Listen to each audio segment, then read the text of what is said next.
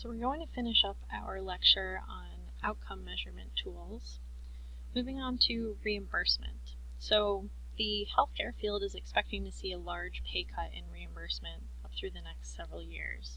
And it's estimated anywhere from $130 to $200 billion. And this is from Medicare, this is in inpatient and acute care settings. Bundled care is now starting to become mainstreamed. Essentially what insurance companies are doing is they were bundling one large payment for a specific condition from the time the person goes to the hospital to their post-acute care and up to 90 days from basically when the injury started. So previously, a lot of the billing that was done was all procedural-based codes, billing codes. Now we're starting to move towards this value-based model, looking at did the patient make improvement. That is what is being required of us as healthcare providers because of this bundled care system.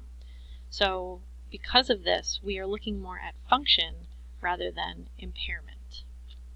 So we're looking to see did a patient, rather than did their range of motion improve, now we're looking at did their function improve. So yes, their range of motion improved and now they can walk better and go up and down stairs, but we want to use a measurement tool, an outcome measurement tool that assesses how much better they've gotten at climbing upstairs. So we might use the stair climbing test. So that's why these outcome measures are becoming more and more important to use.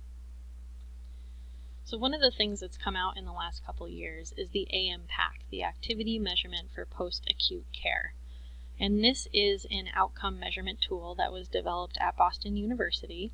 I've included a YouTube link, which I recommend you watch the video, and it kind of explains the purpose of the AMPAC, how it was developed, how it compares to other outcome measurement tools. But essentially it includes 269 questions, which is a lot, but it's essentially evaluating 3 different domains: basic mobility, daily activities, and applied cognitive function. Now, nobody has time to do 269 questions with a patient. So what they've done is they've whittled it down to these different sub-tests, and they've called them 6 clicks. Now, I've included the information for a research study that's been published. There's been several of them that basically explain some of these 6-click sub-tests of the AMPAC.